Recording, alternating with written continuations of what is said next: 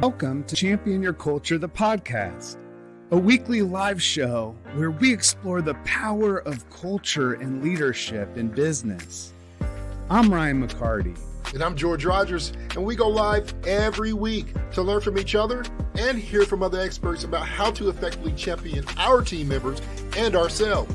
So join us live every Wednesday on our social networks or subscribe. You can listen to Apple, Spotify, and Google Podcasts. Now, let's champion your culture. Hey, yo, what's going on? We are back again. Oh, you want me to do the rest? Culture's back. Tell a friend. Tell a friend. Guess who's back? Guess who's back? Guess who's back? Yeah. We're back. But we're in different places, so I'm actually not in the studio. George, where are you at? Hey, I am coming to you live from I'm going to call it turbulence. All right, so there's a story to the situation. Okay, go ahead. Yeah, turbulence of Nevada. So I am here live in Las Vegas, Nevada. Nice.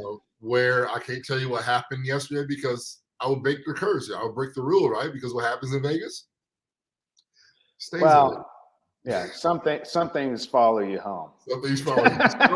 Surely goodness and mercy will follow me home, right? I don't know about that. We would hope so. I hope so. So, I've been up. So this is the problem about Vegas. I am, and this is, I won't call, let's do this, right? I'll be honest. I'm not going to blame Vegas. I'm going to blame me.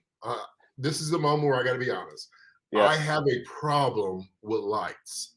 Where there are lights, my eyes are open, right? Like raccoon with gold. Yeah. So the lights are up, the lights are on. I have to be alive.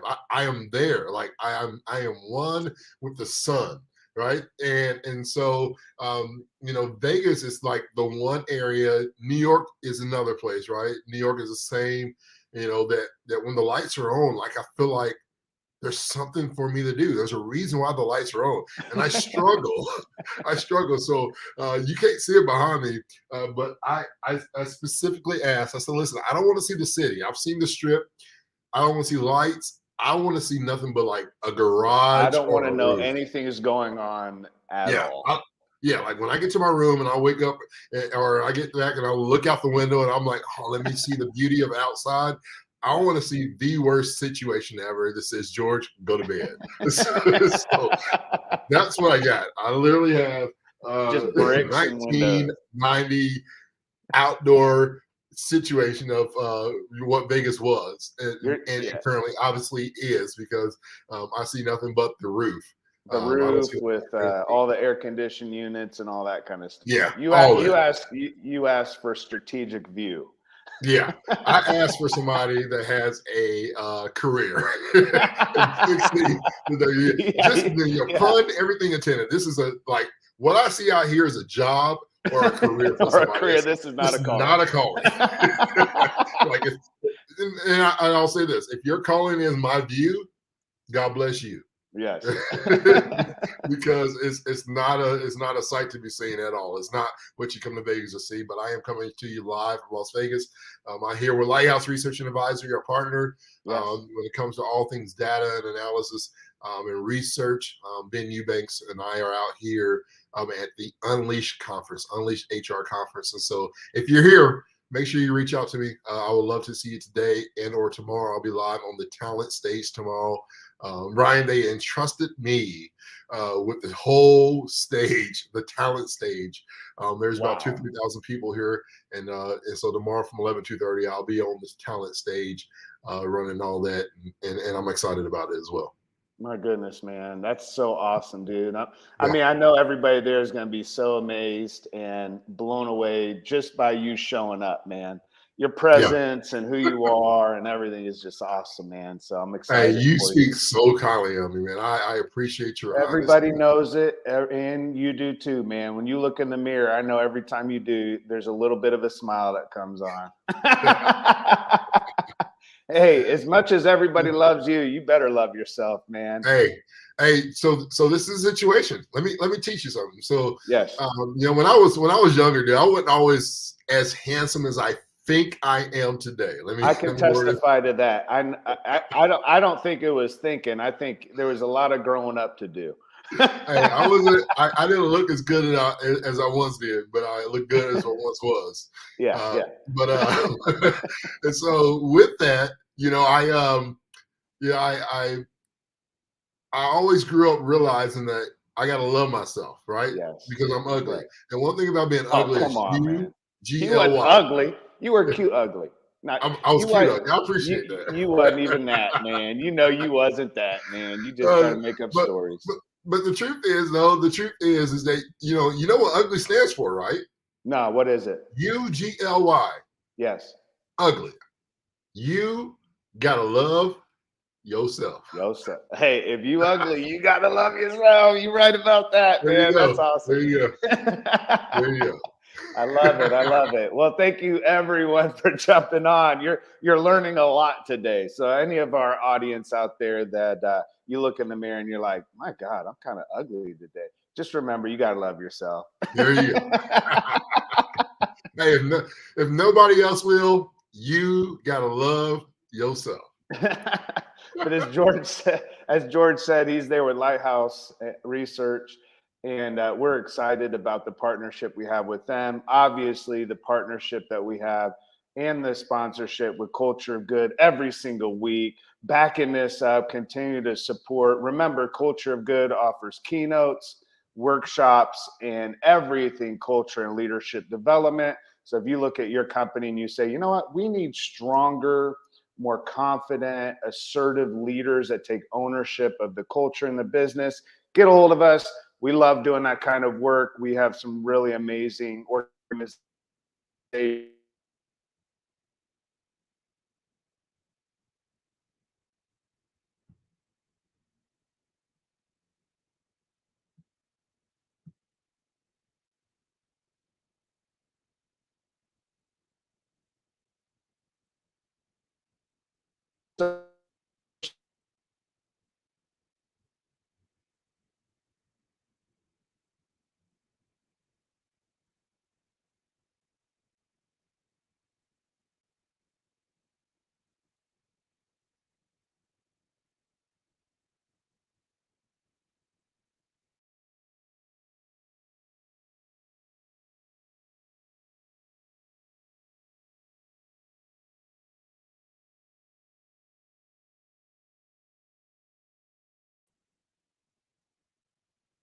So I don't know if it's just my side or if I lost connection with Ryan.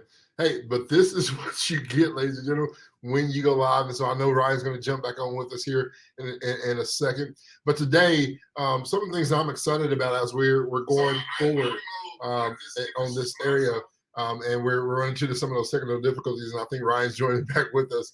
But we are going to be all things talking about building a culture and really talking about your job, your career, and your calling. Ryan, I'm glad. So I thought at first, I was like, man, this Vegas internet is great, but I'm glad it was you, man. I'm glad that wherever you're coming from the dungeon to Pungeon, it does look like I'm in a dungeon, doesn't it? Like I was in Honduras again, and I'll go on everybody. Sorry about that, everyone. Technology, when we do go live, it's just one of those things. So we do really appreciate it. George, you did give the introduction to our conversation today on job, career, and calling. And so do we want to jump right into that? Let's go right into it. Let's talk a little bit about because I think we've all had that situation, right? When we're younger in life, we find a job, right? For many reasons. You got to pay bills, or you're trying to get yourself out of the house, away from family, friends, and you want your own money. You're restricted, right? You find a job. It's just something for you to do to be able to provide means, right? It's that, hey, let's put something on the resume. Let's really find something that is kind of the foundation of what things are all about, right? What's your take on the job portion, Ryan? Yeah, I would say that in a really easy way of describing job, career, and calling, if you only go to work to make money, you have a job. I mean, Yeah, that's the basic level. When you're younger, this is what every parent wants their young adult to get so they can move out of the house, right? So like you want to make sure yeah, everybody's got a job in the house, because the job's going to provide what? Shelter, food, basic necessities. So a job, if you're going to work to make money and that's solely what you go for, that's a job. If your work gives you long-term stability, you gain a sense of identity through it, a sense of you're seeing your life progress, right? There's more stability, you have a career. That's what a career is, right? So you've gone beyond just I'm coming for a paycheck. I really need more stability, identity within this. It's more of a long-term commitment from you and also from your employer. But if your work provides you with meaningful contributions beyond yourself, then you have a calling. So let's just kind of think about it, kind of lay the foundation in terms of job is all about money, career is all about stability and identity, and then your calling is all about meaningful contributions beyond you, right? So job and career, a lot of the focus is going to be on what do I get out of this? And a calling starts with or continues with the question, not only what am I going to get out of this, but a calling doesn't only ask that. It also asks, and what meaningful contribution can I provide or can I give, right? What is this giving me in terms of opportunity to care about others and not just myself, right? So yeah, job and career is all focused on me. Calling is focused on me and others. yeah, Career, I think, has elements of that as well, right? But calling, when you have that calling, you're intentional about that meaningful, fulfilling. Is my work giving me a sense of fulfillment, meaning in life? Because that then is a sense of calling where you're compelled to do something because it brings you life, it brings you joy, it still provides you something, but in yeah, the impact portion of it, the impact doesn't just fall on you, but the impact also has this ripple effect. Calling is like throwing a massive rock in the middle of a pond and watching the ripples go out, you know, yeah, and seeing the impact of the surface of the water move. That's what happens when you have someone that has a sense of calling, you bring them into the workplace. That ripple effect of that sense of calling has an impact on everybody around them, right? Because yeah, it's transformational. Again, it's not transactional where we're just thinking about what do I get out of this? I'm going to give you something if I get something. Calling says I'm going to give you something. yeah, And from that, then the side effect, in a sense, or the after effect of giving, we have that opportunity then also to receive even more, because as we give, we receive, right? So as we're vulnerable as a leader, we get vulnerability in our workplace. As we trust people more as a leader, we receive more trust from others, right? That's why this sense of calling has an amazing, profound impact on people when they recognize I don't have to just go to work for a paycheck. You know, yeah, I think so many people are just kind of lost in the in life and just doing the everyday stuff. And we think about business professionals, especially, you know, we can get into just the everyday whirlwind of task and checking the box and getting what I need to get done.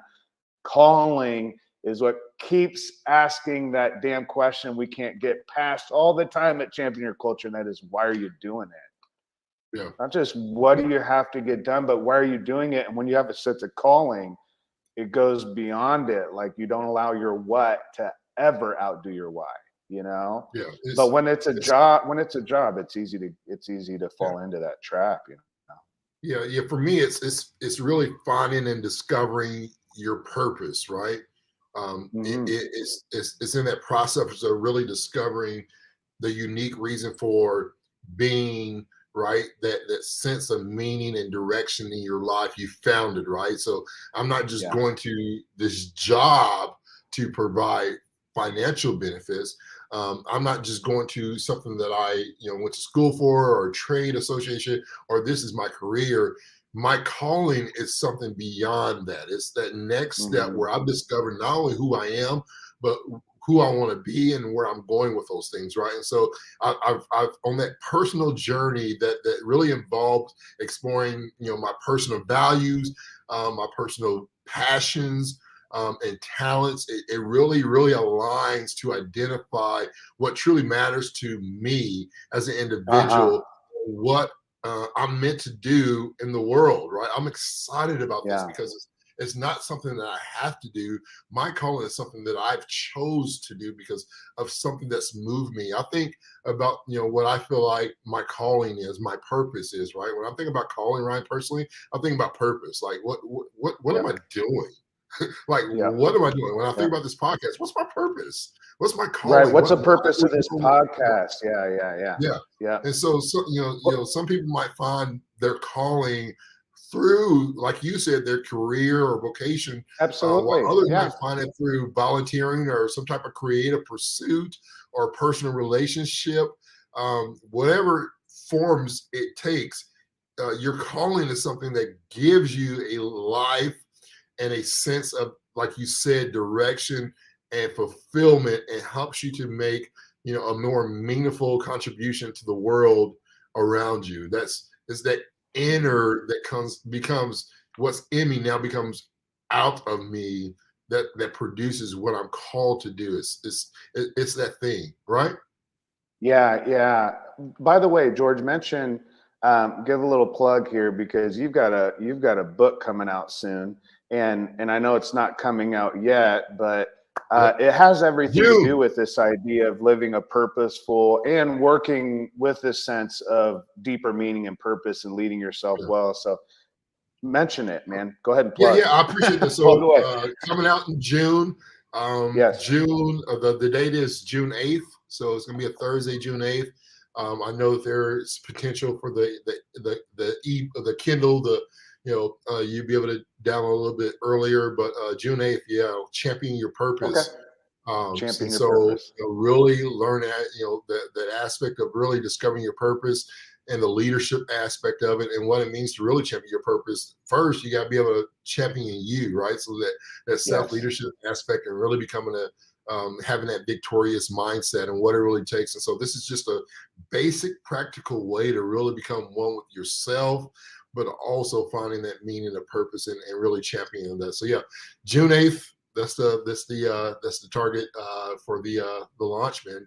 Champion Your Purpose. That's awesome. That's awesome. Weird by me. By you, by George. I'm gonna walk into a store and be like, "Is that the George Rogers I know?" Long story. That's how George and I reconnected, man. So it's important. So to really figure out, one of the things I feel like is important is to really note that finding your purpose is not a one-time event. Finding your calling, right? You discovering those things. Sometimes for me, my calling, what I thought I was called to do 10 years ago looks different today. It looks different. But in a sense, it's still the same, right? It looks different based on where I'm doing my calling, right? I'm now traveling around the world. I'm more in the corporate field, but really champion people. So if you say, George, what's your calling? My calling is really to champion people, right? If I was to put it in 2 words, it's to champion people. It's an ongoing journey. As I continue to grow and change throughout my own personal life, my calling evolves, it shifts. And so understanding that those things can change, I think it's important for people to understand, because if you're in the face of, George, I thought my calling was this, but now I'm doing that. What does it look like? Sometimes it can evolve, and sometimes it's necessarily quickly. Some things change, right? You adapt, but it may require you to be patient. Self-reflection is a huge thing that I had to go through to really understand, what changed in my job career and now my calling, and that willingness to really try, Ryan, to do new things and take that risk, and find that, big risk equals big rewards, little risk equals little rewards. And so finding that calling, that is really immeasurable, can lead to a life that's really meaningful, that's full of purpose, but most importantly, the joy that I found in understanding my true calling, right? Not what I thought it was. My true calling's never changed. It looks different based on where I do what I'm called to do. Yeah, I think it evolves because as humans we evolve, our needs evolve, right? In just a moment, we'll be back after this short segment to look at Maslow's hierarchy of needs, and that idea of, as I evolve as a human being, I'm evolving as an employee, I'm evolving as an employer. My needs are changing, they're evolving because of that. My values are changing. What I need to prioritize changes. So it's almost as if we don't find our calling or find our purpose. It's almost as if we realize it as we take action, as we choose to be intentional, right? That's what I'm hearing from you. It's not like you're walking along one day and your purpose is sitting in the middle of the sidewalk and you trip over it and you turn around and you say, oh my God, I think I found it. It doesn't work that way. So we don't really, finding your purpose, finding your calling really doesn't equate well to how it really happens. How it really happens is around realization. So we'll be back with Maslow's hierarchy of needs. However, first we're going to do a segment called Craziest Shit in HR. Let's go and watch this.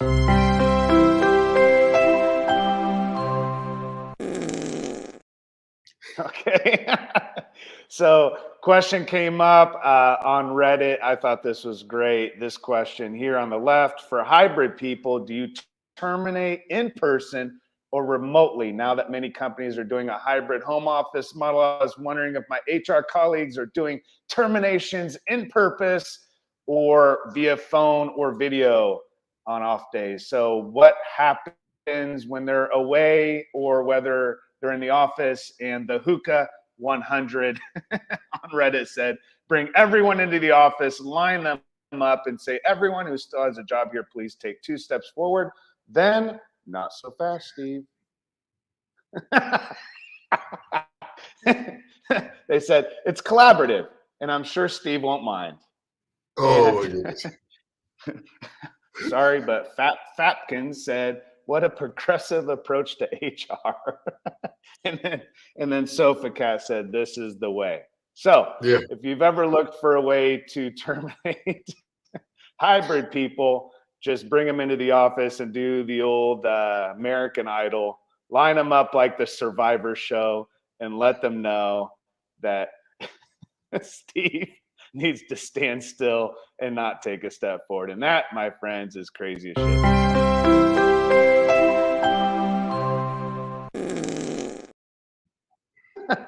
Man.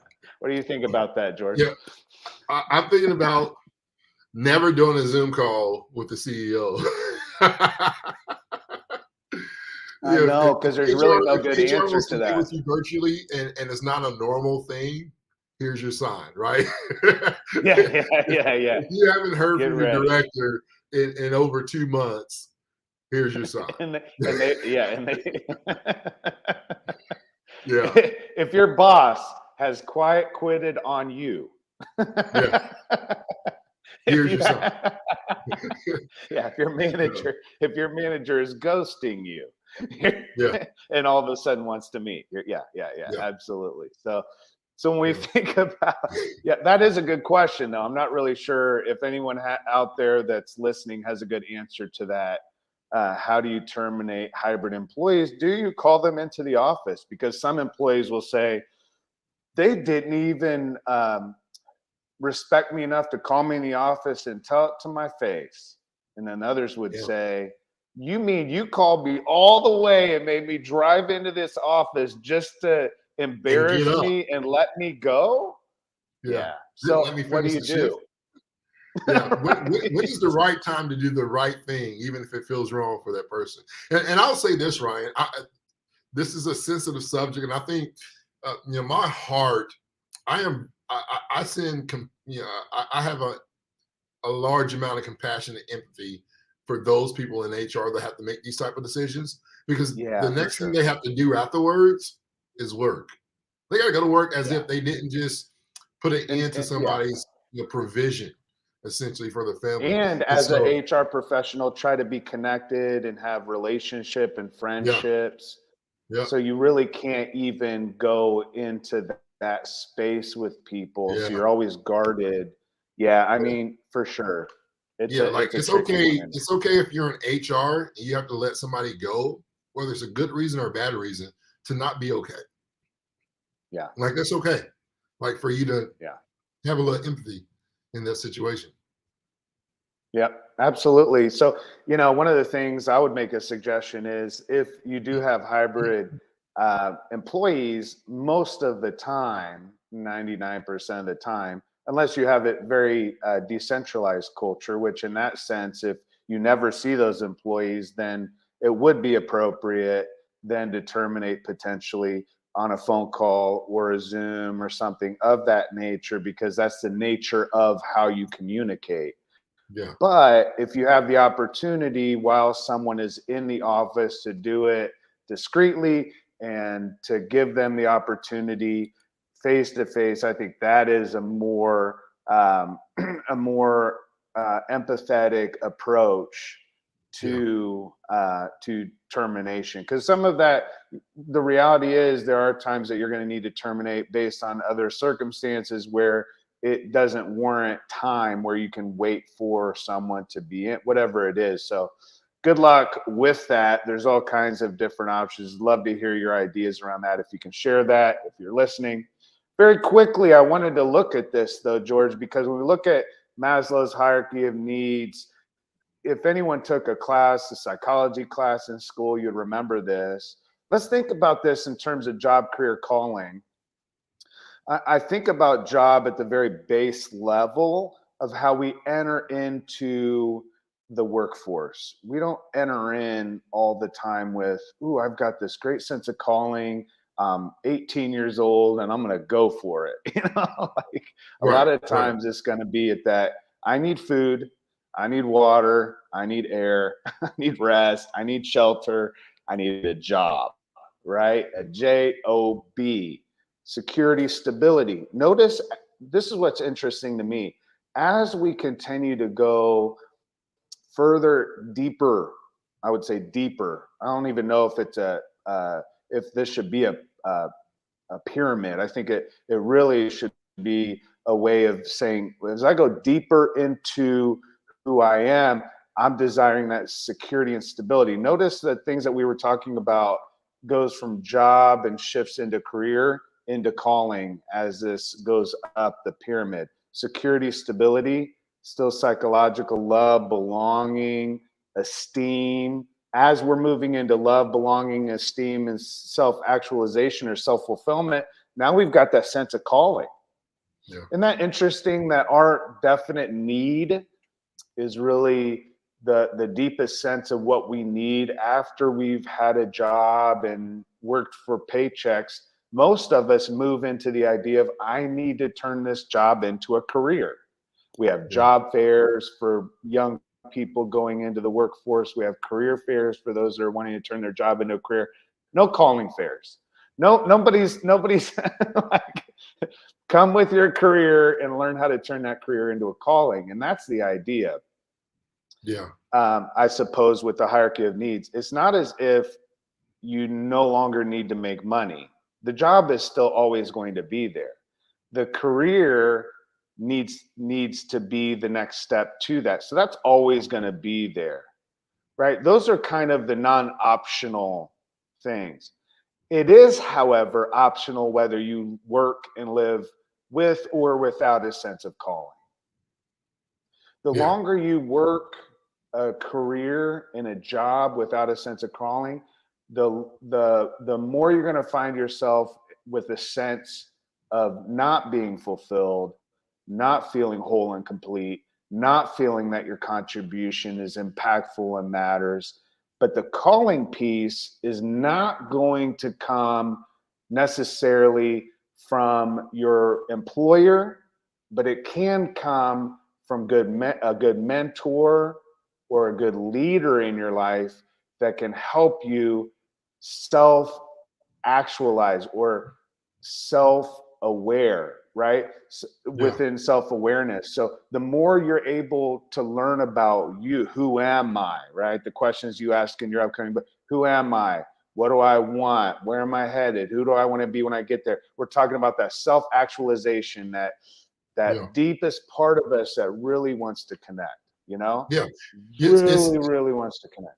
Yeah. It's as the pyramid is showing us, Ryan, the psychological aspect of really getting to that place of fulfillment, right? When we talk about the psychological aspect, to belong, right, in the workplace, a psychological definition to belong within the workplace is that I feel respected, accepted, and appreciated. Those three things, right? When I feel accepted, right, and I feel respected, when I feel appreciated, there's a connection. There's a love connection. There's a I belong. This leader, direct leader, right? My leader cares about me as a person, right? It's about people versus profit. I belong. I'm connected. The moment that you discover that, Ryan, that I believe is the foundation of what it takes to get to that place of fulfillment, right? If you don't have a place where you feel like you're accepted, respected, and really appreciated, it's really hard for me to find that place of fulfillment, right? I need to be somewhere I feel like I belong. I need to be in an atmosphere within the workplace culture where George matters, right? Not what George does, not what George brings to the table, but George, the human, the person, the man, the father, the husband, whatever. George belongs, you belong, you're connected. And I'm here more than just being a person that provides profit for the company. I am a person, period, right? I am a person. When I have that foundation where I belong and I feel connected, right? Respected, appreciated. And so when I'm there, that gives me everything that I need to take that leap. I'm here. Like I'm at that place. That is where you discover the journey of my purpose, the journey of my calling, right? I know what I'm passionate about, but what does that look like, right? When I don't have that respect, when I don't have that appreciation, it clouds the judgment of what I'm potentially able to do. Because deep down inside, Ryan, whether we like to admit it as not as human beings, like we're not created to be alone, right? We're created to connect. We're created. Our energy, our purpose has to be plugged in, connected, empowered beyond just ourselves. I can believe in something, but when Ryan believes in something that I believe in and he believes in me, the power that they gives me to take the next step to know that, hey, listen, I'm not on my own. Somebody believes in me. If I fail, I still have Ryan behind my back, right? I still have Ryan that has me along this journey. Having that support that I don't feel alone allows me then to take a step of faith into what I believe is my sense of fulfillment. So what you're saying, and I agree. So, and I love that you bring this up because I think that is the step. I think the step to go beyond, not just go beyond, but to build off of, right? So I think of it in terms of you have job and career, that doesn't go away. But to discover, in the sense of realizing your calling, the step between job, career, and calling, there's examples of leadership and mentorship that give me a sense of belonging and respect and appreciation in that space. That is empowering to me to give me the space to be able to say, what about this person is different about them and their sense of calling and purpose in life? And how do I get some of that? Because leadership is contagious, man. When you get around really good leaders, you start becoming a better leader. That's just how it works, right? Because you have an example you can follow. Yeah. And I would say the main step is, do you have a mentor? Do you have a leader? Do you have someone in your life that's championing you? George, I think about the coaching that we do one-on-one with executives and also leaders. If you're interested in one-on-one coaching, this is the opportunity we're talking about. You have your job, your career, but you still have that longing. You're not fully fulfilled. Maybe you don't love the work that you're doing, or maybe it's just not giving you that sense of connection and belonging. And you're saying, how do I take this to the next level? I would encourage you to reach out to us for some one-on-one coaching over a few months, providing you the opportunity to be accountable to action and to say, okay, I'm going to move in this direction, but I need to learn how. And in order to learn how, you've got to ask the right questions. In order to ask the right questions, you got to get answers from the right people.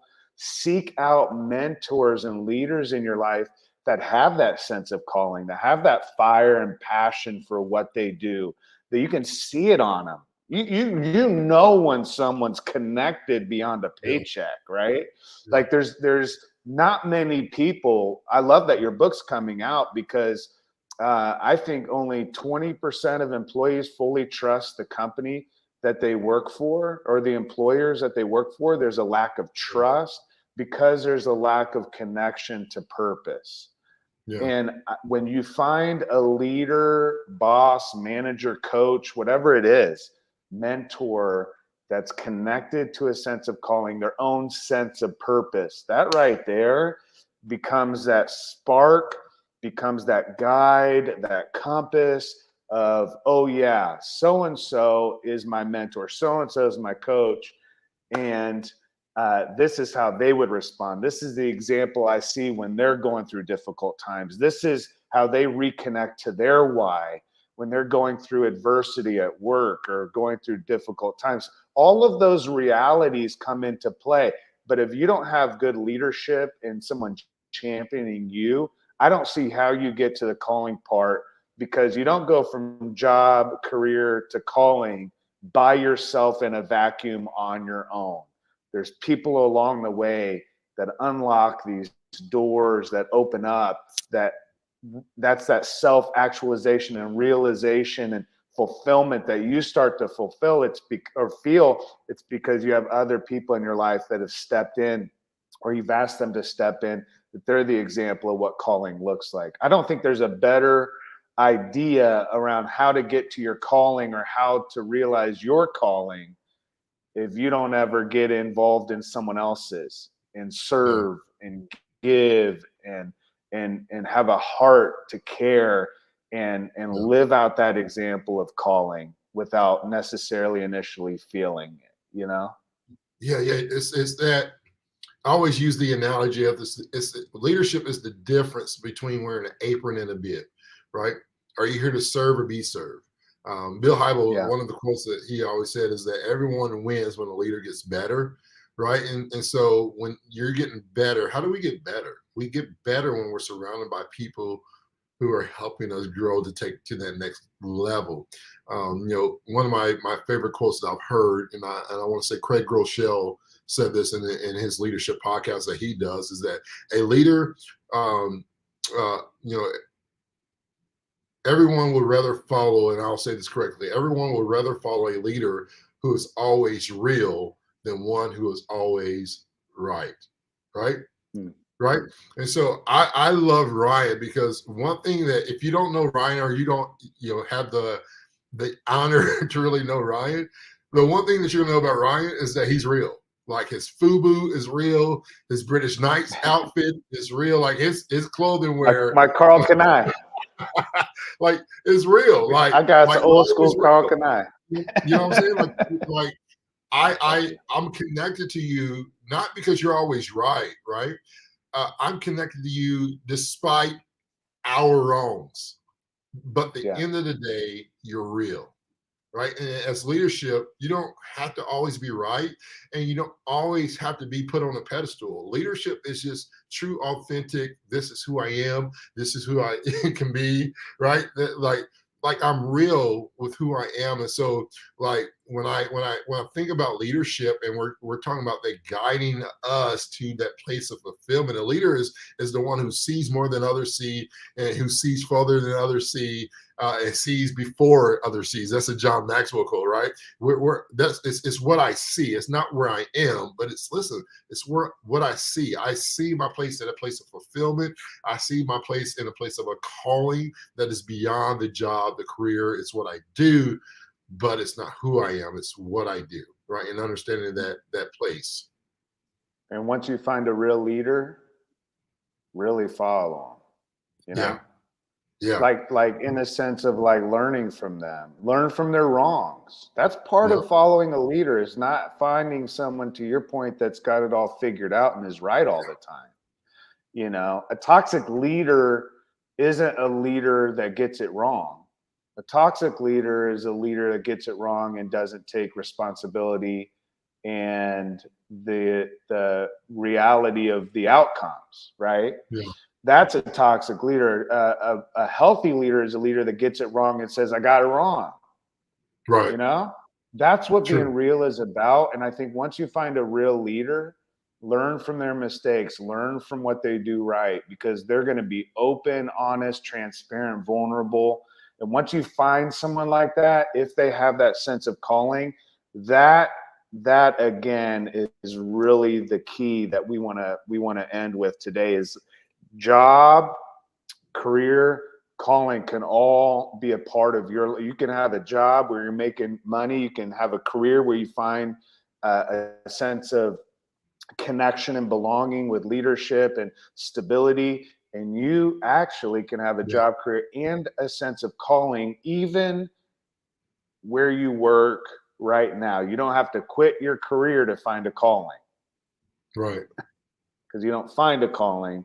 You realize a calling as you continue to pursue it. And the way that you pursue a calling is you pursue a leader, mentor who is living their calling. Yeah. That piece is just everything. I remember a mentor of mine when I was 16, Pastor Bill Wilson. He used to have a pointy, bony finger that in his raspy voice. And he would look at us. I was 16 at the time. I was in Bushwick, Brooklyn, and he'd look at us, and he was mentoring us as a group. And he'd point his finger and he'd say, and he'd look at me. I remember one time he looked at me, he said, Ryan, the need is the call. I mean, when your mentor talks to you like that, you're 16, you're like, okay. The need is the call. The need is the call. Is the call. Yeah. And it changed me, because here you had a mentor that was living their calling. They understood it. They got it.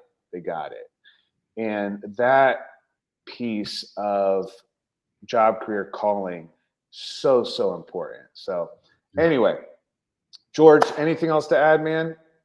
Hey, as always, a leader, a true leadership doesn't want anything from you. True leadership wants everything for you. That's how many. And all leaders manage, but not all managers lead. We need leaders out there. Yes. That's right. Yeah. That's right. Yeah. Well, hey, man, it's been great. Hey, once again, we want to thank everybody for joining us here today on Champion Your Culture, sponsored by Culture of Good. We appreciate everybody out there. The special segment, the shit that happens in HR, as always. If you want to sponsor that, if you or your company wants to sponsor that, hey, holler at Ryan and I. You want to become a partner of Culture of Good or Champion Your Culture podcast. We would love to connect with you. Make sure you subscribe, you rate us, you like it. Click on the bell. Make sure you get a hold of us when we go live on your platform of choice, Spotify, Google, Apple. We're out there on all platforms, especially, of course, live on social media every Wednesday, 10 a.m. Eastern, 9 Central. And if you're out on the West Coast, 7 a.m. And so we're live every Wednesday on Facebook, LinkedIn, YouTube, Twitter. We're here for you, and we appreciate everybody joining us each and every week.